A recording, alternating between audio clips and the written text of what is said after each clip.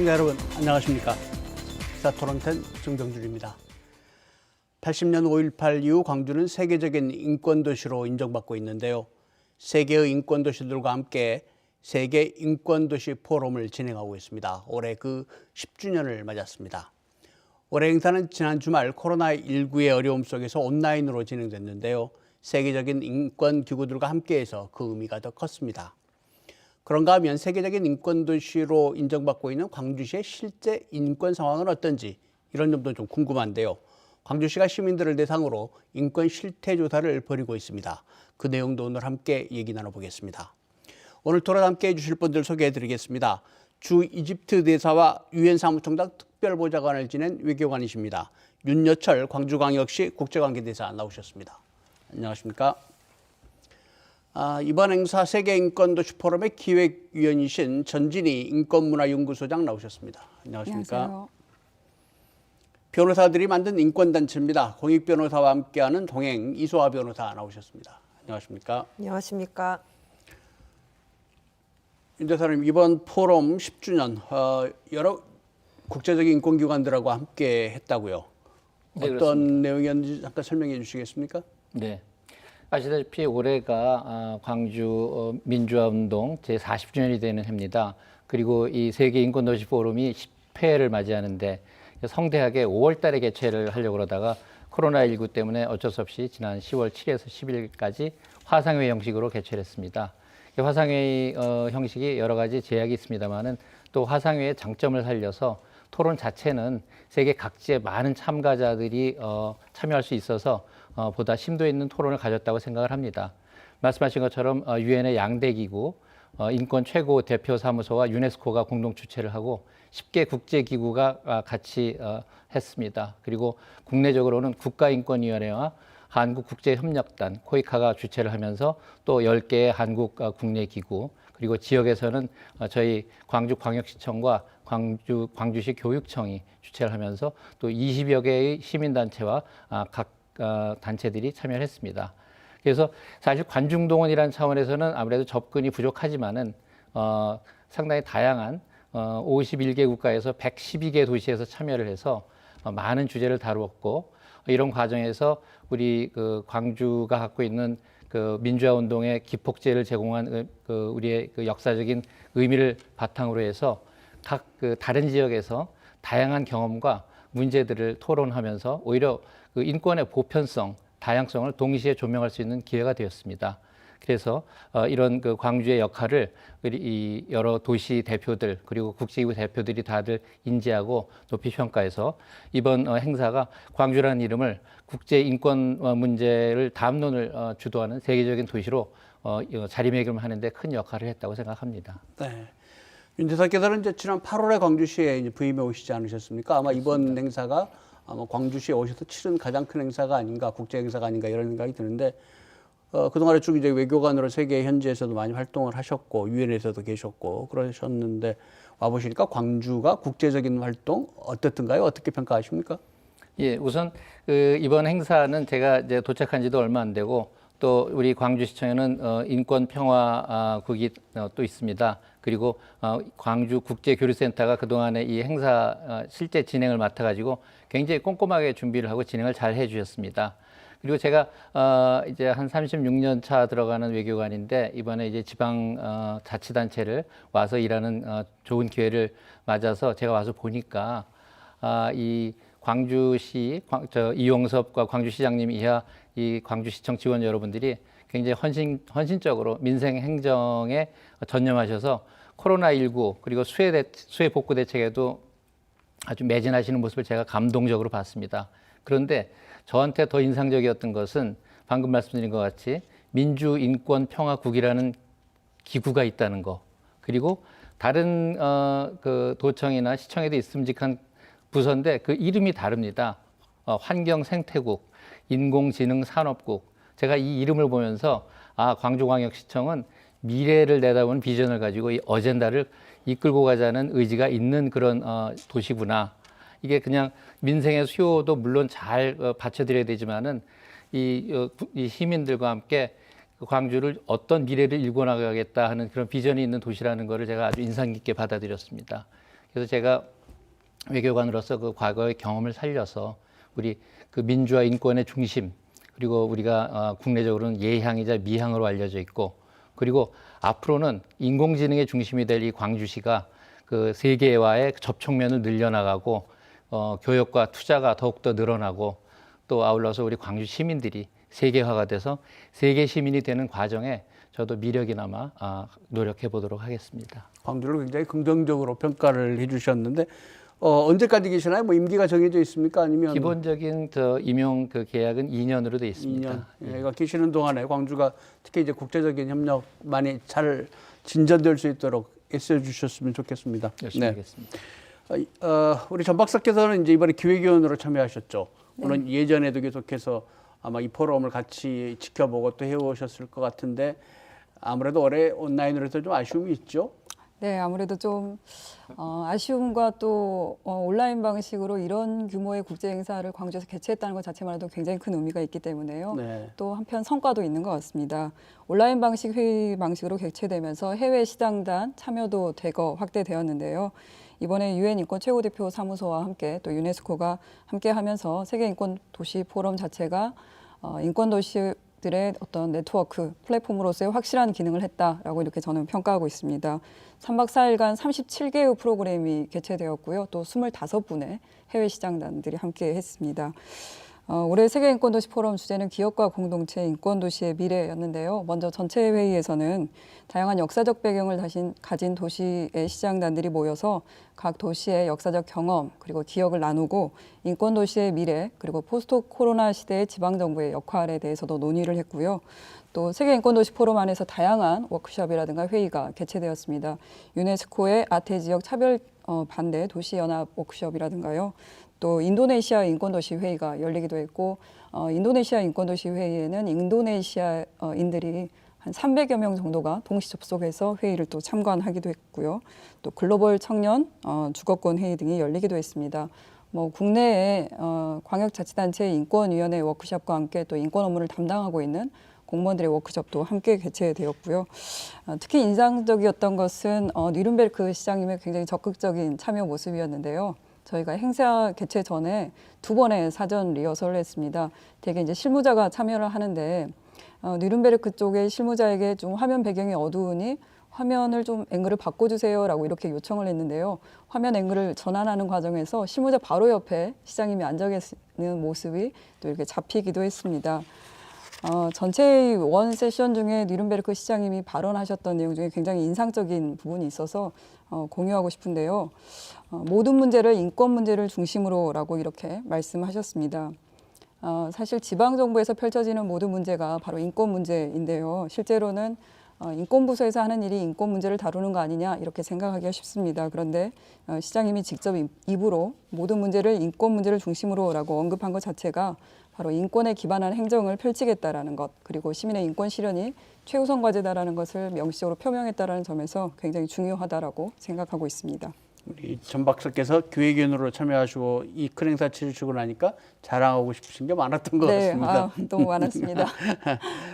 오히려 그 온라인으로 했던 게 다른 도시들의 참여는 더 촉발시킬 수 있는 그런 계기도 될 수 있었겠네요. 예, 그래서 아까 뭐 여러 가지 이제 긍정적인 면과 부정적인 면이 있었지만 사실 행사장 자체에서 느껴지는 어떤 현장감이라든가 또 광주 시민들의 참여 이런 부분은 조금 부족한 면이 있었지만 실제 뭐 시장단의 참여라든가 해외 네트워크들의 어떤 참여, 공감장 이런 것들을 끌어내는 데는 훨씬 더 또 괜찮지 않았나라고 이렇게 평가를 하고 있습니다. 네, 이수아 변호사, 온라인 방식으로 하는 게 이제 국제적인 도시들의 참여, 국제기구의 참여 끌어들이는 거는 많은 도움이 됐다 이렇게 평가를 할 수 있겠는데 아무래도 일반 시민들의 참여는 좀 예전보다 좀 적을 수도 있었겠죠. 어떻게 보십니까? 네, 세계인권도시 포럼과 관련돼서 이번에 실태조사에서 광주 인권 실태조사에서 이제 광주에서 진행하고 있는 인권 정책들과 관련돼서 어떤 것이 가장 인식이 높은가에 대한 답변으로 세계인권도시 포럼이 가장 높은 순위에 오르긴 했습니다. 그래서 그 행사가 진행된다는 것 자체에 대해서는 시민들이 잘 알고 있지만 그런데 그러면 과연은 그 세계인권도시 포럼이 과연 광주에 살고 있는 시민 나와 우리와 어떤 관계가 있는가, 나와 관계 있는 일인가, 얼마나 관심이 있는가 이런 부분과 관련돼서는 광주 시민들이 그 내용이나 전문적인 내용이나 이런 부분과 관련돼서 인식이나 이런 부분은 낮은 걸로 알고 있고요. 실제로 이제 접속을 했다가도 너무 내용이 어려워서 이제 보시지 않는다거나 그리고 이제 개최를 한다 그래도 전국의 활동가들이 오고 이렇게 하지만 주요 관심 있는 활동가들, 관심 있는 연구자들이 함께 하는 것이 주지 일반 시민들이 뭔가 더 접근 가능하게 쉽게 이렇게 되지는 않고 있는 것으로 알고 있습니다. 그리고 그런 것에 대한 평가가 많이 있고요. 그리고 그래서 앞으로 이제 인권도시 세계 인권도시 포럼에 이제 진행되고 있는 주제나 이런 부분에 대해서 저도 관심 있게 보고 있고 굉장히 의미 있는 행사라고 알고 있는데 그것이 광주 시민의 인권과 관련돼서 광주 시민의 축제도 함께 될 수 있도록 하는 그런 어떤 기획으로 조금 더 나아갔으면 좋겠다. 나와 상관 있는 어떤 축제가 되었으면 좋겠다 하는 그런 바람입니다.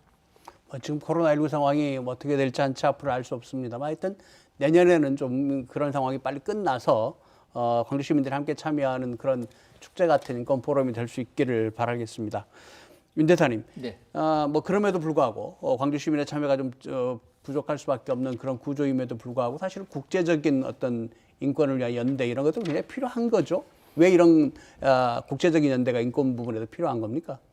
우선 인권이라는 것은 우리가 다 공유하는 보편적인 인간의 존엄성에 대한 가치입니다. 그래서 이게 나라마다 그 역사와 문화, 그 배경이 다르지만은 거기서 추구해야 되는 그 가치는 같다고 생각을 합니다. 근데 이것이 우리가 각 국가 내에서 각 도시나 지방자치단체 내에서 그 가치를 우리가 공부하고 서로 서로 이렇게 귀하게 여길 수 있지만은 서로 연대를 하면서 서로 비교를 하고 저 도시, 저 나라에서는 어떠한 인권 보호에 대한 어려움이 있구나. 그리고 그걸 어떻게 헤쳐나갔구나 하는 거를 서로 비교하고 검토를 하면은 우선 아까 말씀드린 것 같이 인권의 보편성, 인권이 얼마나 중요하고 보편적인 가치이냐 하는 것을 상기하게 되고 그다음에 남의 케이스를 보면서 자기 문제에 대한 해법에 대한 또 참고가 됩니다. 근데 여기서 가장 중요한 것은 이런 토론을 통해서 규범을 형성하는 기초가 마련이 된다는 점이죠. 그래서 제가 아는 서창록 교수라고 이제 유엔 인권 자문위원회에 계신 분이 있는데 그분 말씀을 들었더니 이제 그 지방자치와 인권이라는 주제가 인권 자문위의 보고서로 채택은 됐는데 아직 규범으로 정착을 하지 못했다고 그럽니다. 근데 이런 규범이 이런 그 국제사회, 이 지방자치 단체 간의 연대를 통해서 토론을 통해서 규범이 형성이 되고 앞으로 이 서로의 그 문제를 해결하는 데 있어서 새로운 지침이 탄생하는 데 좋은 기초가 마련이 된다고 합니다. 그런 면에서 우리 광주광역시가 이런 10년 차에 들어가는 세계 인권도시 포럼을 가지고 연대를 넓혀나가고 규범을 마련하는 기초를 마련했다는 게 저는 아주 자랑스럽게 생각합니다. 그러면 이번 세계 인권 포럼 같은 이런 회의체에서 논의된 것들이 유엔 같은 기구까지 가서 이게 규범이 될 수 있다 그런 말씀이신가요? 그렇습니다. 이러면서 서로 이제 공감대가 형성이 되고 지방자치단체들끼리 상황은 다르지만 이럴 때 서로 공통적으로 느끼는 어려움이 이것이고 이거 국가 단위가 아니라 지방자치단체 단위에서는 이러이러한 해법을 가지고 접근할 수 있구나 하는 공통인식이 이제 쌓이면 그것이 규범으로 발전을 하게 될 겁니다. 네, 그렇군요. 뭐 그런 좋은 성과들이 좀 거둬졌으면 좋겠습니다. 자, 그럼 얘기를 잠깐 돌려서 광주의 인권 실태에 대한 얘기를 좀 해보겠습니다. 광주가 5.18 40주년 맞으면서 외형상으로는 세계적인 인권 도시다 이런 평가들을 많이 받고 있는데 실제로 그런지 한번 얘기를 좀 해보죠. 이번에 광주시에서 광주 인권 실태 조사 지금 거의 막바지인 것 같은데 최종 보고서가 오늘 광주시에 제출됐다고 합니다. 이 변호사께서 여기 같이 참여하셨죠? 예, 제가 같이 참여를 했고 광주광역시가 2016년인가 2015년에 진행한 이후에 이제 세 번째로 진행된 실태조사인 것으로 알고 있습니다. 근데 네, 이번 실태조사에서는 근데 종전에는 주로 광주광역시의 어떤 정책을 시민들이 아는가에 대한 항목을 주로 집중적으로 물었다고 한다면 지금 이번 실태조사에서는 어떤 것을 중요한 인권으로 생각하는가, 어떤 것이 누가 가장 차별받고 있다고 생각하는가 이런 것들 어떤 구체적인 어떤 차별이나 인권에 대한 어떤 실태를 더 볼 수 있는 항목들이 주가 되어서 진행된 사실상 그런 어떤 광주 시민들의 인권과 관련된 체감 온도 그리고 무엇이 중요하게 생각하는 것과 관련된 사실상 첫 번째 실태 조사라고 저는 그렇게 평가합니다. 네, 네. 그렇습니다. 실태조사 결과도 나왔겠지만 또 이소아 변호사가 현장에서 계속 인권 문제를 다루고 있으니까 광주 지역에서 가장 크게 문제가 되는 분야 또는 영역 어느 쪽입니까? 그거를 하나로 말씀드리긴 어렵고 이번 실태조사가 전방위적으로 이루어졌는데요. 네. 제가 알기로는 2,300명 이상의 광주 시민들을 대상으로 했고 제가 광주 시민이라고 말씀드리면은 여러분은 아마 쉽게 성인이면서 한국에서 태어난 성인 을 주로 생각을 하실 텐데 이번 실태조사에는 2,300명 중에서 1,200명 정도가 성인인 한국 태생, 한국 국적자이고 나머지 1,000명, 1,100명 정도가 비정규직 노동자, 이주민, 이주민은 이주 노동자와 결혼 이주 여성을 포함합니다. 그리고 뭐 아동 청소년, 장애인 이렇게 노인 이렇게 포함하여 이 전체 2,300명을 조사를 했고요. 각 어떤 취약 계층별로 별도의 설문조사지를 마련하여 진행을 하기 때문에 이번 설문 결과가 완벽하다고 할 수는 없고 이제 코로나나 이런 걸로 인하여 대면 조사를 제대로 진행할 수가 없어서 그런 한계가 있습니다. 그렇지만 상대적으로 전방위적인 조사를 거쳐서 처음으로 진행된 것이어서 앞으로 이거를 바탕으로 해서 계속된 어떤 추이를 함께 본다면 의미 있는 결과가 될 것으로 생각합니다. 방금 이소아 변호사께서 이제 그 소외될 수 있는 그런 뭐 영역들 그런 분들에 대한 얘기를 해주셨는데 그럼 하나하나 얘기를 좀 해볼까요? 맨 먼저 그 이주민 문제 어떻습니까 현장의 상황은? 네, 이주민과 관련돼서 이주민은 여러분은 이제 쉽게 어떤 분들은 이주 노동자를 생각할 것이고 어떤 분들은 결혼 이주 여성을 생각할 것이고 할 텐데요. 이주민은 그 이주 배경으로 온 분들은 굉장히 다양합니다. 난민일 수도 있고요, 아동일 수도 있고, 네, 결혼을 해서 온 분들일 수도 있고, 이주 노동자일 수도 있고 이렇게 되는데 이번에는 주로 이제 결혼 이주 여성과 이주 노동자 분들을 대상으로 했고, 이제 숫자가 아주 많지는 않습니다만, 네, 그렇게 진행을 했고, 근데 이번 결과는 또 재밌게도 어떻게 나왔냐면 이주민들이 인권에 대한 관심은 높은데. 그런데 실제적으로 차별을 경험하고 있는 것과 관련된 보고는 낮은 걸로 나왔습니다. 그러니까 이주민들이 직접 본인들이 겪기에 광주에서는 그렇게 많은 차별을 겪지는 않는다. 광주의 인권 보장 수준이 높다는 보고가 나왔는데요. 그러면 그것이 정말로 이주민들이 차별을 받지 않기 때문에거나 아니면 이주민들이 인권이 정말 모두 보장이 되기 때문에 그런 것이 아니고 일단은 첫 번째로 인권과 관련된 어떤 교육 그 본국과 그 출생국과 차이가 있기 때문에 내가 겪고 있는 것이 차별인지 아닌지 이런 부분에 대한 인식이 없을 수 있습니다. 또 부족할 수 있고 그런 원인이 있을 수 있고 또 한편으로는 어쨌든 상대적으로 경제적으로 한국이 더 부유하기 때문에 그런 부분에 있어서 그래 이 정도면 살만하지 하는 취지의 것일 수 있기 때문에 이번에 이주민 실태조사 결과만을 가지고서 광주의 이주민 관련된 정책이 제대로 되고 있다라고 평가할 수는 없습니다. 그럼 이소아 변호사께서 현장에서 보시기에는 어떻습니까? 네, 현장에서 여러 가지 차별의 경험에 노출되고 있죠. 예를 들어서 노동청의 진정을 이주 노동자가 하신다면 이제 시간외로 분명히 계속 일을 시키는 경우가 있습니다. 그런데 노동청에서 진정을 했을 때 이거 시간에 근로 한 부분을 이제 조사를 해달라고 했을 때 근로감독관 분들이 쉽게 이 정도면 한국에서 참고 살아야지 어쨌든 최저임금은 주지 않아. 라고 그런 태도를 보이신다거나 일단은 사장 말을 먼저 이제 사업주의 말을 먼저 들으시면서 진행을 하신다거나 하는 경우가 있고 무엇보다도 이주민들의 경우에는 이제 언어적인 부분에 있어서 큰 한계가 있고 아무리 한국어를 잘한다 하더라도 이제 법률적인 언어나 이런 부분에 대해서 한계가 크기 때문에 네, 그런 어떤 통역이나 번역 자원과 관련돼서도 영어나 일본어를 말씀드리는 게 아닙니다. 이주 노동자분들, 결혼 이주 여성과 관련돼서 말씀드리는 것인데 통역 자원과 관련돼서도 많은 한계가 있고 예, 현장에서는 여러 가지 경험에 노출되고 있습니다. 뭐 택시를 탔는데 결혼 이주 여성이 뭐 쉽게 성희롱에 노출된다거나 뭐 아이 낳으러 왔으면 빨리 아이를 낳아야지 뭐 이런 말씀을 그냥 듣는다거나 뭐 이루 설명할 수가 네, 없네요. 이 정도 기억나는 대로 말씀드리겠습니다. 네, 이 변호사께서는 지금 실태조사 결과는 그분들이 스스로 자각하기에는 그렇게 크게 문제가 아니라고 하지만 실제로는 그 우리나라 국민, 광주 시민하고는 많은 차이를 보이고 있다. 현장에서 이렇게 생각한다는 말씀이신데 우리 전 박사님도 인권 문제 오랫동안 공부하고 계시죠? 어떻게 보십니까? 제가 생각하는 관점은 일단 뭐 국민이라든가 민족 혹은 뭐 인종의 연결점을 가지고 있지 않더라도 일단 이주민 자체가 지역사회 공동체의 구성원이다라는 관점을 가지고 접근해야 된다고 생각합니다. 노동이라든가 일상생활을 저희와 함께 영위하고 있는데요. 사실 그런데 이제 저희들이 저도 마찬가지입니다만 우리 안에 사실은 인종이나 민족 혹은 출신 지역에 따른 사대주의가 있지요. 그래서 이 부분에 대한 자각과 검토, 성찰 좀 필요할 것 같고요. 또 행정에서도 그들을 대할 때 어떤 이주 정책의 대상자로서 대하고 있지는 않은지 한번 살펴야 될 것 같습니다.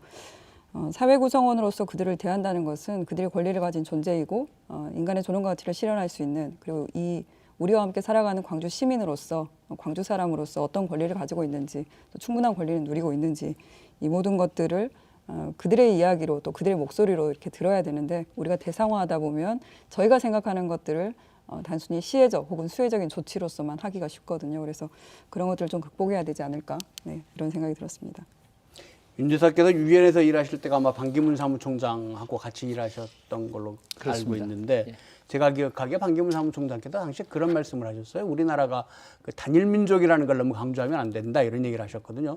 그때 사실 저도 그동안에 쭉 들어왔던 거하고 좀 다른 얘기여서 그렇까 이런 느낌을 좀 받았었습니다. 아마 국제기구 쪽에서 바라보기엔 이 이주민 문제가 상당히 중요한 문제로 보고 계신 거겠죠? 그렇죠.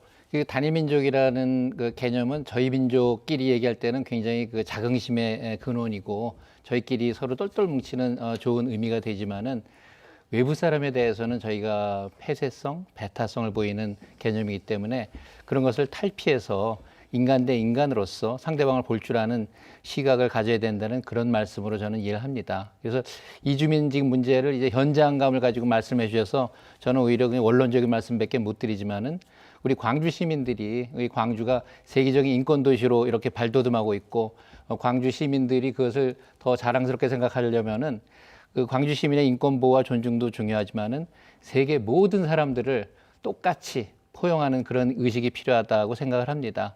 그래서 무슨 국적, 인종, 뭐 언어, 모든 것을 다 넘어서서 그런 차별이 없는 그 같은 인간 대 인간으로서 받아들이는 시민 의식이 필요한데 또 어떤 실용적인 면도 저는 있다고 생각을 해요. 이게 이제 세계가 하나로 이제 세계화가 돼서 이제 똘똘이 하나의 단위로 같이 이제 경제 행위가 공유가 되고 있고 사실 코로나19 때문에 조금 그게 제한이 있습니다만은 아까 말씀하신 것처럼 많은 외국인 노동자들이 우리나라에 와 있잖아요.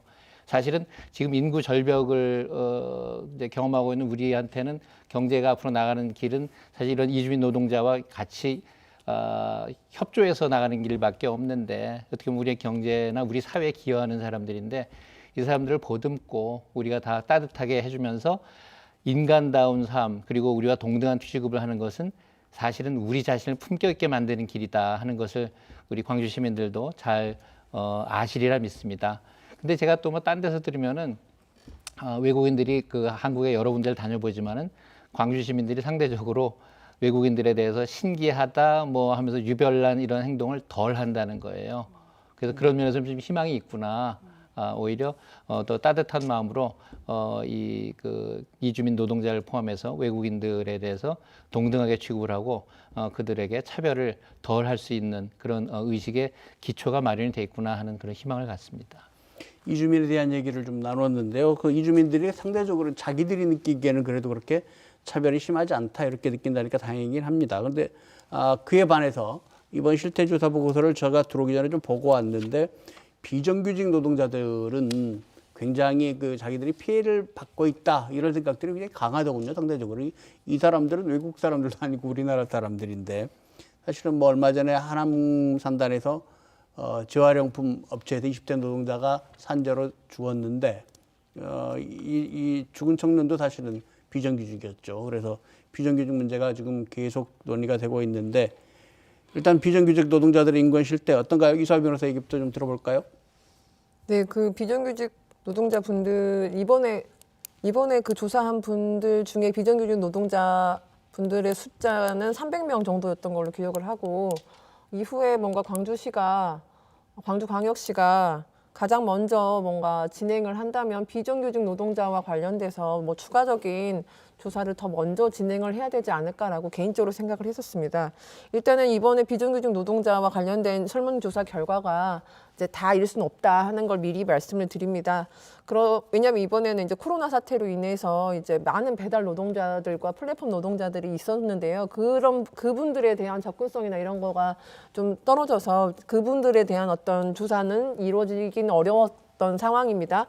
그렇지만 그럼에도 불구하고 비정규직 노동자분들이 광주 시민 일반 평균은 이제 지역 내 차별 수준이 약 49점이다 뭐 이렇게 인식을 했다고 한다면 이분들은 60점이 넘는 수준으로 이제 지역 내 차별이 존재한다 이렇게 되어 있고 그 차별과 관련돼서 대부분 어떤 사회 그 직장 안에서의 차별 경험이 가장 높았고 그리고 그 내용이나 이런 것들이 복지와 관련된 차별이나 아니면은 같은 일을 해도 다른 임금을 받는다와 관련된 차별 이런 것들이 많았습니다.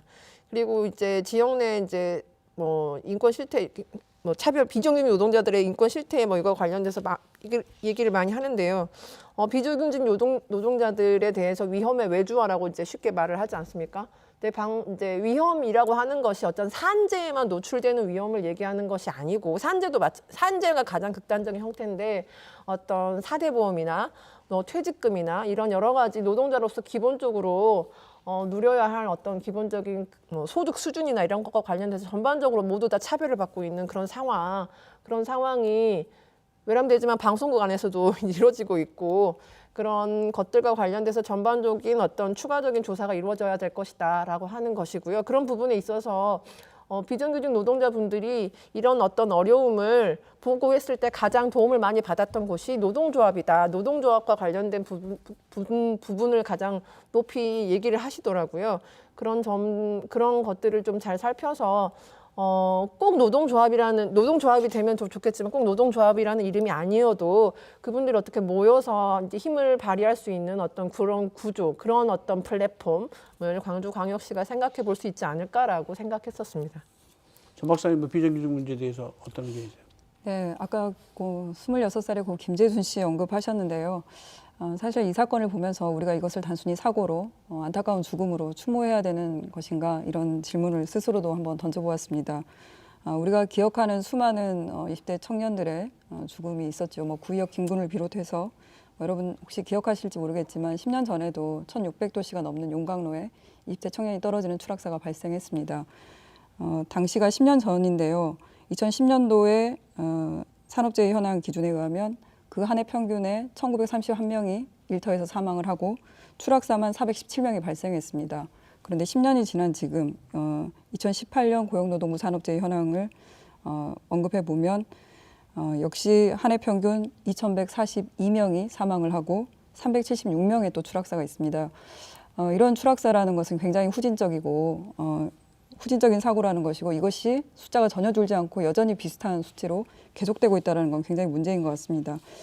최근에 사망 등 중대한 인명 피해를 주는 산업재해가 발생했을 때 위험 방지 의무를 다하지 않은 경영주라든가 경영 책임자를 처벌하고 또 징벌적 손해배상을 가능하게 하는 중대재해기업처벌법이 발의되었습니다. 그래서 이 현황도 한번 지켜봐야 될 것 같습니다.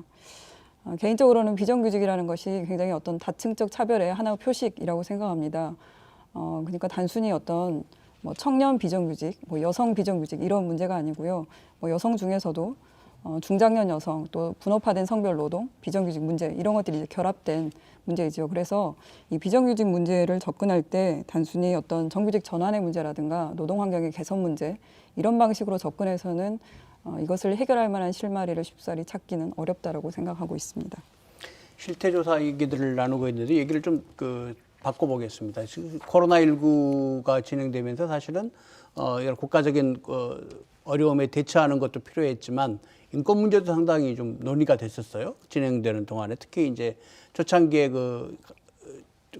환자들의 동선을 공개해가지고 사생활이 다 드러나는 이런 문제들을 그게 대단히 큰 논의까지는 가지 않았지만 어쨌든 뭐 상당한 논의를 일으켰는데 어쩌면 우리 국민들이 그런 부분에 상당히 받아들이는 수용력이 더 많았지 않나 이런 생각이 듭니다.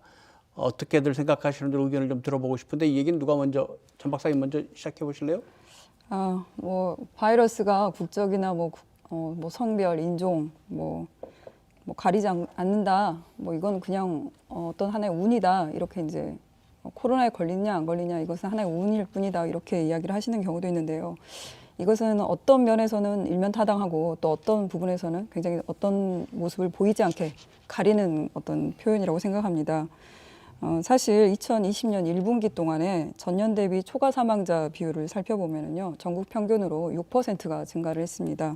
이건 무슨 말이냐면 전국의 방역 대책이 코로나 상황에 집중되었기 때문에 비코로나적인 만성 질환자들이라든가 이런 부분에 대한 방역에 공백이 생겼다라는 것이죠. 그래서 서울 같은 경우에는 6.5%의 사망자가 증가를 했고 대구 같은 경우에는 10.6%의 사망자가 증가를 하기도 했습니다.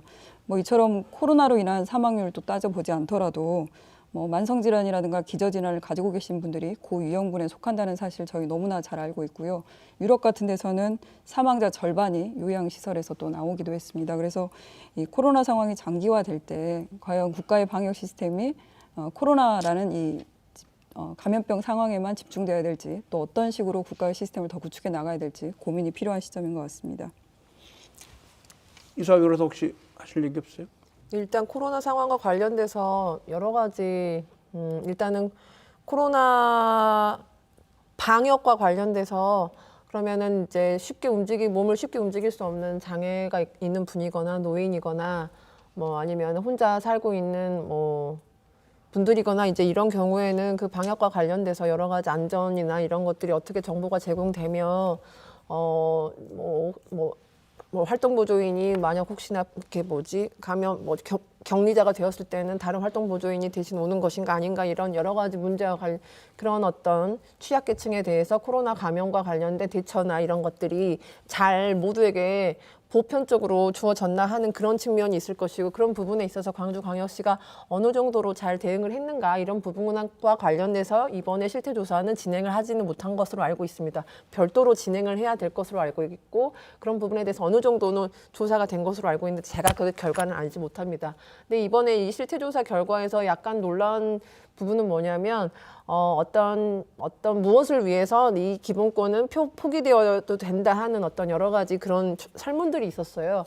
제가 그 설문 중에서 고무적으로 생각했던 건 뭐냐면 사회적 기본권을 확장하기 위해서 세금을 더 걷어도 된다 하는 의견이 70%가 되시더라고요. 그래서 그 부분은 굉장히 좋게 평가를 했고 긍정적으로 평가를 했고 또 차별금지법과 관련돼서 사회적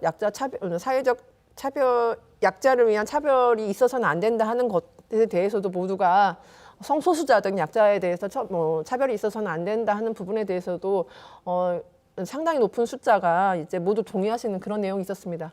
그런데 이제 이번 코로나 사태가 진행이 되고 나서 약간 이제 그 결과에 의아스러웠던 부분은 저희가 지금 어디를 가든지 간에 개인정보를 모두 다 입력하고 QR코드를 이렇게 찍고 들어간다거나 이렇게 되는데 저는 사실은 그런 개인의 어떤 신상 정보나 이런 것들이 이렇게 광범위하게 방역이라는 이름으로 진행이 되는 부분에 있어서는 우려스러운 부분이 있습니다. 그런데 이제 많은 시민들이 그런 어떤 개인의 사생활이나 이런 거는 안전을 위해서 포기할 수 있다 하는 취지의 답변이 많이 보고가 되시더라고요. 근데 이제 그런 부분은 지금 일시적인 현상인 것인지 이후에도 계속 그런 것인지에 대해서 계속 추가적인 조사나 이런 것들이 연구나 이런 것들이 필요한 부분이라고 생각을 하고 이 정보들이 과연 어떻게 쓰이는지 이런 부분에 대해서 과연 이제 시민들이 잘 아는데도 동의를 하는 것인지 아닌지 이런 부분에 대해서도 숙고가 필요하다고 생각합니다.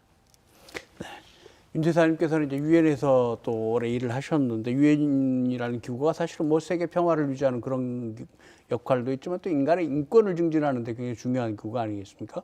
그렇습니다. 이런 시각들에 대해서는 어떤 생각을 하고 계십니까? 지금 우리 방역과 인권 말씀이시죠. 유엔은 우선 인권의 중요성을 얘기하자면 유엔의 3대 목표는 평화, 인권, 개발입니다. 그래서 평화는 전쟁이 없어야 되고 누구 이제 다치거나 하는 사람이 없어야 되고 인권은 이 사람다운 대접을 받아야 되고 개발은 사람다운 수준의 경제적인 수준을 누려야 된다는 그런 게 목표가 되겠습니다. 근데 이제 방역이 문제를 보면은 유엔 제가 있을 때는 그 H1N1이라는 바이러스가 또 미주 지역을 강타한 적이 있고 에볼라 바이러스가 아프리카를 강타한 적이 있는데 우리가 지금 보고 있는 코로나19만큼 전 세계적으로 파급력을 가진 건 이번이 처음인 것 같아요. 그렇기 때문에 이제 그 각 나라 정부마다 아주 시급하게 이거를 막으려고 애를 쓰고 있는데 그 애를 쓰는 그 수단과 방법이 다 문화와 배경, 역사에 따라서 다르고 특히 지금 말씀하신 국가의 통제와 그 개인의 그 권리, 사생활의 그 균형을 어떻게 잡느냐 하는 게 국가마다 다릅니다. 그래서 거기에 따라서 해법도 다르고 그 결과도 다르게 나오고 있는데 이미 우리가 잘 알고 있는 것처럼 우리는 그 감염 경로에 대한 정보 수집 그리고 확진자 동선 이런 거를 다 속속들이 이제 파악을 해서 필요한 건 정보 공개를 하고 이게 이제 방금 말씀하신 것처럼 사생활 침해 소지가 있는데 이제 비상식이다 하는 그런 그 공감대 속에서 우리가 공동체의 보호를 위해서는 이 정도는 할 수 있다 하는 게 이제 한국 국민들의 인식입니다. 그러다 보니까 어떻게 보면 다행인데 그런 그 토대 위에서 우리의 또 뛰어난 그 IT 기술을 가지고 모든 걸 파악해서 이게 신속하게 방역 그 체계가 작동을 했는데 그런 과정에서 제가 듣기로 중앙정부는 국가인권위원회 아니면 다른 시민단체들과 계속 소통해가면서 자기네들이 그 수집한 정보를 어떻게 사용하고 어떻게 제한해서 사생활 침해를 최소화하느냐 하는 노력을 하고 있는 것으로 알고 있습니다. 근데 이제 아까 말씀하신 것처럼 코로나19 이 위기가 지나가고 나면은 이것도 이제 토론이 벌어질 겁니다. 이 전 세계적으로. 그래서 우리는 우리 나름대로 굉장히 잘 극복을 하고 우리의 방법이 굉장히 효과적이었다고 생각을 하지만은 또 나라마다 이 가치관이 다르고 철학이 다르기 때문에 이 토론이 상당히 진행이 될 텐데 뭐 우리가 옳다고 주장하기보다는 우리는 이렇게 했더니 효과가 있더라. 우리는 임시적으로 이렇게 제안을 했지만은 그래도 사생활 침해를 최소화하기 위해서 이런 수단을 적용했다 하는 식의 우리의 그 인풋, 우리의 그 기여를 하고 우리가 또 다른 나라의 예를 들으면서 거기서 또 우리가 배울 게 있구나 하면은 우리의 방식을 또 앞으로 그 수정 보완해 나가는 그런 기회가 될 것으로 생각이 되고요. 그걸 통해서 아까 그 인권 그 문제 전체에 대한 거와 마찬가지로 이 다음론의 토론을 통해서 새로운 규범이 형성이 될 수가 있다고 생각합니다. 그래서 이렇게 이 코로나19만큼 전 세계를 때리는 팬데믹이 올 때 이러이러한 것이 우리 전 세계적으로 적용될 수 있는 인권 침해를 최소화하면서도 방역을 할 수 있는 기준이구나 하는 공감대가 세계적으로 생길 것으로 기대를 해보겠습니다. 우리가 지금 이주민 또 비정규직 노동자 그다음에 사생활 보호와 같은 인권 주제들에 대해서 얘기를 해봤습니다만 이런 것들은 사실은 이제 어떤 가야 될 방향은 합의를 하는데 실천이 잘 안 되는 이제 그런 영역들인데 사실은 이게 이제 방향부터 논란이 있는 주제가 하나 있습니다. 이 성소수자 문제가 사실은 우리나라에서는 이제 합의에 이르지 못하고 논란이 계속되고 있는 이제 그런 영역인 것 같은데 이 부분은 아마 우리 이선화 변호사 하실 얘기가 많을 것 같은데. 네, 일단 어떤 존재와 관련돼서 어떤 존재도 찬반의 대상이 될 수가 없고 어떤 존재도 합의의 대상이 될 수가 없다. 네, 어떤 존재가 합의의 대상이 되는 것 자체가 그 존재를 얼마나 비참하게 하는가에 대해서 말씀을 드리고 싶고요. 일단은 그런 부분과 관련돼서 이제 어떤 존재가 있는데 그 존재가 그 사회 구성원으로서 아예 그냥 배제가 되는 이런 상황. 아예 그 사회 구성원으로서 내가 나다라고 말을 할 수가 없는 이런 분들, 이런 경우에는 자살과 관련된 우울증과 관련된 보고가 굉장히 높고요. 이제 그런 부분에 있어서 이 자리에서 다시 한번 말씀드리지만 성소수자의 경우에 이제 많이들 오해하시는데 정신 질환이다, 어떻게 고칠 수 있다 이런 취지의 말씀을 하시는 경우가 많은데 명백하게 세계보건기구에서 세계보건기구였던 걸로 기억하는데 정신과 의사분들이 이거는 정신질환이 아니다 하는 것에 대해서 명백하게 밝힌 것이 있다 하는 것을 미리 말씀을 드리고, 근데 저희가 2018년부터 광주 퀴어문화축제를 진행을 하면서 함께 이제 인권 침해 감시단으로서 광주 민주사회를 위한 변호사 모임과 함께 진행을 했었습니다. 근데 그런 와중에 이제 그때 보면은 그 자리에 이제 그 5.18 광장에서 진행을 했었었는데요. 그때 당시에 보면 굉장히 많은 분들이 나와서 이제 목소리를 높이면서 이제 이렇게 혐오 발언을 하신 경우가 하셨었는데, 근데 그러면 이제 그분들의 그 발언이 굉장히 많이 보도가 되기 때문에 그것이 왠지 큰 의견인 것처럼 보이시지 않습니까? 그런데 아까도 잠시 말씀드린 것처럼 이번에 실태조사 보고서 자체에 가장 지역 내 차별을 많이 받는 집단이 어딘가에 대해서 물어봤을 때 거기에도 상당히 높은 순위로 성소수자가 있고요. 그리고 그러면 성소수자가 차별받지 말아야 된다라고 생각하고 하시는 분들, 차별받지 말아야 된다라고 답하신 경우가 70% 이상입니다. 그래서 뭔가 차별금지법이나 아니면 이런 뭐 학생 인권 조례 이런 것과 관련돼서 우리가 이렇게 많은 사람이 반대된다, 많은 사람이 반대하니까 안 된다라고 하시지만 사실은 많은 사람이 아니다 하는 부분에 대해서 이번 실태조사 결과에서 보여주는 것이 아닌가라고 생각합니다. 이번에 인권도시 포럼 마쳤는데 혹시 여기에서 우리가 그 다른 도시의 사례들 중에서 이런 문제들을 해결하는데 도움이 될 만한 그런 뭐 케이스들은 없었습니까? 누가 말씀해 주실 수 있나요? 전 박사님. 사실 이번에 국가인권위원회에서 차별금지법에 관한 세션이 하나 열렸는데요. 이번에 사실은 오프라인 행사가 거의 제한되면서 참여할 수 있는 행사 자체가 세션이 제한이 있었습니다. 저는 사실은 그래서 그 세션을 듣지는 못했습니다. 아마 근데 올해 주제 자체가 기업과 공동체에 집중되었기 때문에 차별금지법 세션은 이제 별도로 논의된 걸로 아는데요. 그냥 제 개인적인 생각을 좀 말씀드리자면 퀴어 축제가 개최됐던 그 광주의 그 금남로 현장이라는 어떤 장소적 상징성만을 생각해 볼 때도 처음에 그 장소 사용 여부에 대한 논란이 굉장히 있었지요. 그렇지만 5.18 단체들에서도 광주 공동체의 정신이 과연 무엇이냐라는 것을 언급하셨고 누구도 그 공간을 당연히 사용할 수 있다. 그것이 광주 정신이다라고 이렇게 명확하게 표현한 바 있으십니다.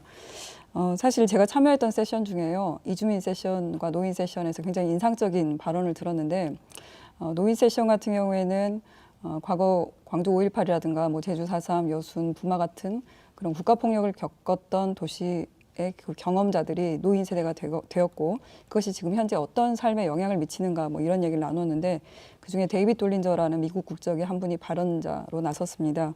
40년이 지난 이야기를 하심에도 불구하고 목소리는 끊임없이 흐느끼셨고요. 그분 같은 경우에는 당시에 평화봉사단으로 광주항쟁을 직접 겪으신 분인데 이런 말씀을 하셨습니다.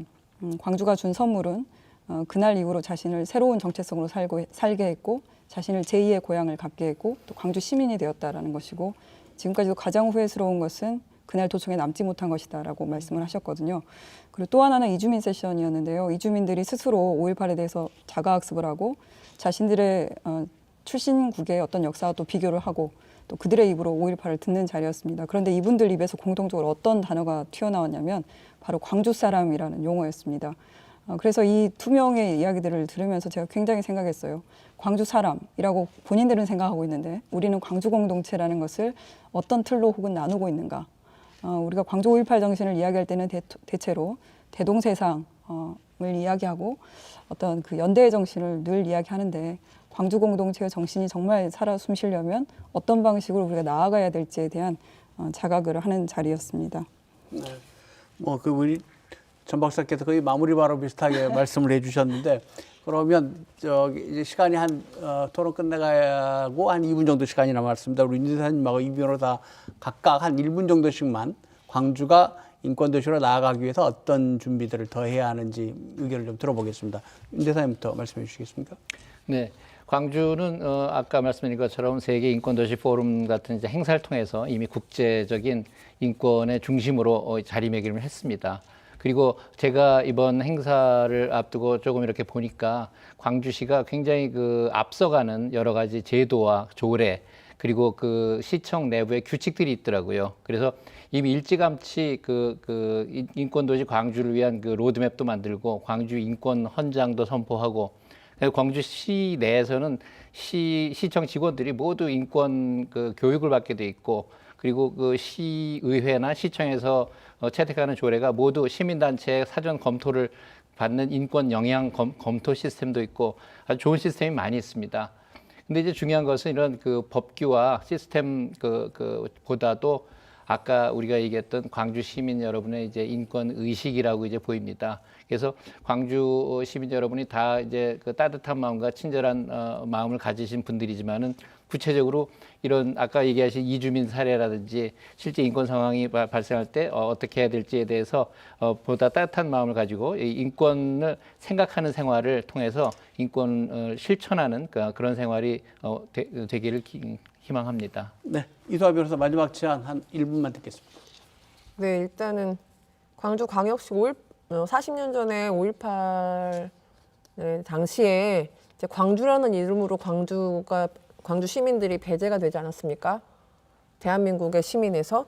근데 지금 이제 40년이 지난 2020년에는 우리가 누구를 동료 시민에서 배제하고 있는지 아니면 누구를 동료 시민으로 아예 인식조차 못하고 있는지 그런 부분에 대해서 계속 끊임없이 생각을 하며 모두를 내가 이주 노동자를 아니면 내가 비정규직 노동자를 아니면 내가 아동 청소년을 옆집 아이를 내 아이를 동료 시민으로 대하고 있는가, 동료 시민으로 그 사람의 말을 듣고 있는가, 광주시가 그 사람의 말들을 동료 시민으로 듣고 받아들이고 전하고 있는가에 대해서 조금 더 숙고한 그런 정책이 나오기를 바라고요. 근데 이제 그런 부분 하면 하드웨어는 말씀하신 것 같이 많이 하드웨어가 되어 있어요. 근데 이제 그런 하드웨어를 이제 소프트웨어로 전환을 해야 될 텐데 시민들이 그 인권 도시 포럼이든 무엇이든 그 시스템이 나와 관계가 있는 것과 관련돼서 보다 쉽게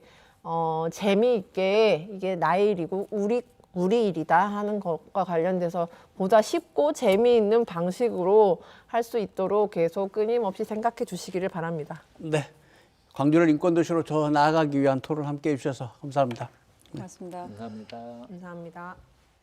정부가 코로나19에 대한 대응 수위를 1단계 낮추긴 했지만 오늘 확진자가 100명이 넘어서고 아직도 상황이 안정되지 않고 있습니다. 이런데 사회적 약자들의 인권이 더 침해될 우려가 큰데요. 이런 상황에서 특별히 소외되는 이웃이 없도록 우리 모두 주의를 기울였으면 좋겠습니다. 시사토론10 오늘 순서 여기서 마치겠습니다. 다음 주 화요일 이 시간에 다시 찾아뵙겠습니다. 안녕히 계십시오.